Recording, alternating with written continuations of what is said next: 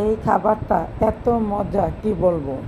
পাশে পাশে ভাবি যখন আমাকে দিয়েছে আমি তো পাগল হয়ে গিয়েছি এই খাবারটা খেয়ে। এত ভালো লেগেছিল। আর হঠাৎ যখন দেখলাম এই ধরনের খাবার, মানে কি আমি কি বলবো, পাগল হয়ে গিয়েছি। আমি বললাম ভাবি রেসিপি দেন। সে ভাবি রেসিপি দিল আর সেই রেসিপিতে বানিয়ে নিয়েছি। কি বানিয়েছি সেটা তো বলি নাই।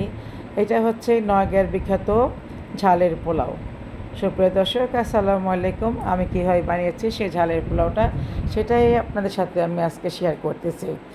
রসুন দিয়ে দিয়েছি পর্যাপ্ত, পেঁয়াজ দিয়ে দিয়েছি, সাথে কিছু গরম মশলা দিয়ে দিয়েছি। যেহেতু ঝালের পোলাও ঝাল হবে অনেক, এখানে কাঁচামরিচ দিয়ে দিয়েছি প্রায় 14-15টা, 10-12টা দিয়ে দিয়েছি শুকনা মরিচ দিয়ে এটাকে একটু ভালো করে ভেজে নিব। ঝালের পোলাও বলে কথা, আমি তো প্রথম আশ্চর্য হয়ে গিয়েছিলাম যে এত মজা হতে পারে এই খাবারটা। তারপরে দিয়ে দিচ্ছি আদা রসুনের পেস্ট, দিয়ে একটু ভালো করে কষিয়ে নিব। কষিয়ে নিয়ে তারপরে দিব বাকি সব মশলা। এটা কিন্তু ঝালের পোলাও ঝাল ঝাল হবে। 3 ধরনের মশলা মরিচে আমি দিয়েছি, কাঁচামরিচ, শুকনো মরিচ এবং গুঁড়া মরিচ। এখন পর্যায়ক্রমে দিয়ে দিয়েছি ধনিয়ার গুঁড়া, জিরার গুঁড়া, তারপরে হচ্ছে স্বাদ মতো লবণ। এখানে যদি বাটা মশলা ইউজ করা হয় তাহলে খেতে অনেক বেশি ভালো লাগে বাটা মশলায়।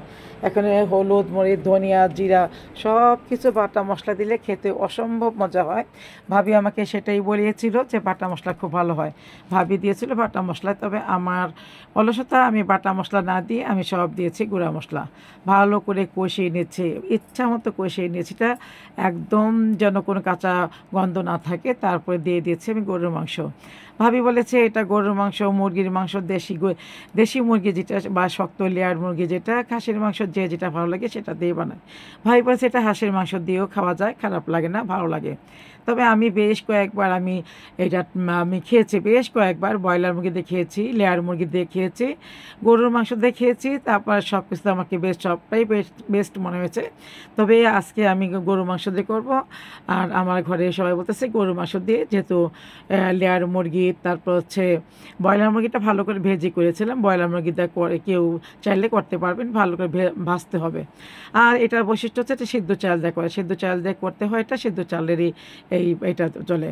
আর সাথে স্পেশাল হচ্ছে বোটটা সিদ্ধ করে নিয়েছি, আলুটা সিদ্ধ করে নিয়েছি। বোট আর আলু সিদ্ধ করে মাংসর সাথে, মাংসটা যখন একদম সিদ্ধ 90% সিদ্ধ হয়ে গিয়েছে তখন দিয়ে দিয়েছি বোট আর আলুটা। আলু একটু বেশি দিয়েছি কারণ আমার ঘরে সবাই আলু পছন্দ। সবাই কেন, আমি তো এখান থেকে মিনিমাম 4টা থেকে 5টা আলু আমি নিজেই খেয়ে নিব।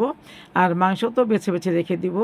আর কি বলবো যে এত মজা হয় কি বলবো, 1-2 পিস মাংস খাওয়া যায়। তো আলুর পরিমাণ সবাই দিয়ে 2টা করে নেয়, তারপরে কিন্তু আলু অনেকগুলো লাগবে, সেই হিসাবে আমি আলু দিয়েছি। আপনারা চাইলে আলু কম দিতে পারেন। আর চালটা আমি আধা ঘন্টা 1 ঘন্টা ভিজিয়ে রেখেছিলাম। ভিজিয়ে রেখে চালটা আমি এখন দিয়ে দিয়েছি, যেহেতু মাংস 90% সিদ্ধ হয়ে গিয়েছে। আর সিদ্ধ চাল সিদ্ধ হতেও কিন্তু সময় লাগবে 7 থেকে 8 মিনিট বা 10 মিনিট লাগতে পারে। ভিজিয়ে রেখেছিলাম, আজকে কম লাগতে পারে। এখন ভালো করে মিশিয়ে দিচ্ছি, ভালো করে মিশিয়ে কষিয়ে ভালো করে কষিয়ে নিব, সুন্দর করে ভাজা ভাজা করে নিব। নিয়ে তারপরে বা ঢাকনা দিয়ে ঢেকে ঢেকে কিন্তু আমি এটা কষিয়ে নিচ্ছি। আর মাংসটা যখন সিদ্ধ করেছিলাম, গরু মাংস সিদ্ধ করতে কিন্তু কমপক্ষে 25 থেকে 30 মিনিট লাগে, সেটা আমি ঢাকনা দিয়ে ঢেকে ঢেকে বারবার নাড়াটা দিয়ে আমি ভালো মতো কষিয়ে নিয়েছিলাম। যেহেতু কষাচ্ছিলাম, এটা কিন্তু বারবার নাড়তে হবে, বারবার না লাগলে কিন্তু তলানিতে লেগে যাবে, যার জন্য বারবার নাড়তেছিলাম। আর আমি অল্প অল্প পানি দিয়ে আমি মাংসটা সিদ্ধ করে কষিয়ে নিয়ে একদম সিদ্ধ পর্যন্ত কষিয়ে নিয়েছি। তারপরে কিন্তু আমি বাকি সব উপকরণগুলি দিয়ে দিয়েছি, যেমন বোট, আলু, তারপরে চাল দিয়ে দিয়েছি। এটাও আমি একটু হালকা একটু কষিয়ে নিয়েছিলাম। চাল দেওয়ার পরেও কষিয়ে আমি তারপরে গরম ফুটানো পানি দিয়ে দিয়েছি, গরম পানি দিয়ে দিয়েছি। দিয়ে এখন এটাকে ভালো করে মিশিয়ে এখন ঢেকে দিব। সিদ্ধ চাল সময় লাগবে কিন্তু বেশ খানিকটা। একে ঢেকে দিয়েছি, ঢেকে দিয়ে কিন্তু আবার মাঝখানে 1-2 বার নেড়ে দিয়েছি, অফ ক্যামেরা দিয়েছি 2-3 বার নেড়ে দিয়েছি যেন তলানিতে লেগে না যায়। তারপরে এই পর্যায়ে আমি এখন এটাকে আমি ঢাকনা দিয়ে প্রায় 15 মিনিটের জন্য জালটা কমিয়ে রেখে দিব। সিদ্ধ চাল হতে সময় লাগবে, পোলাও চাল হলে কিন্তু এক ভাপে চলে যায়। এখন এটা আমি ভাপে ভাপে রান্না করব। এটাকে এখন আমি আর হাই ফ্লেমে দিব না, এখন আমি জালটা কমিয়ে দিয়েছি।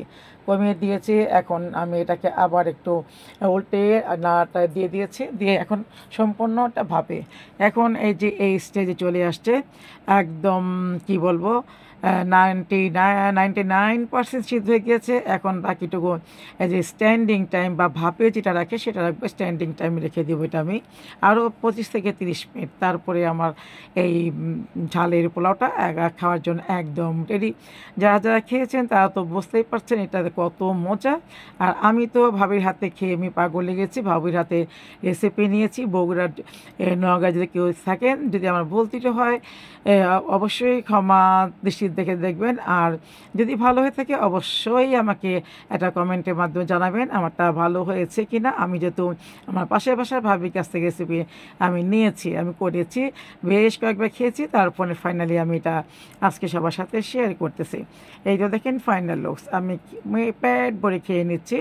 আমি সাথে শশা নিয়েছি, সালাদ নিয়েছি, কাঁচামরিচ নিয়েছি, আর আমি এই খাবারটা খুব ভালো করে এনজয় করতেছি। ভালো লাগলে অবশ্যই একটা লাইক দিবেন, গঠনমূলক কমেন্ট করবেন, আর ভিডিওটি ভালো লাগলে শেয়ার করে দিবেন। অসংখ্য ধন্যবাদ সম্পূর্ণ ভিডিওটা দেখার জন্য। যারা সম্পূর্ণ ভিডিও দেখেছেন সবাইকে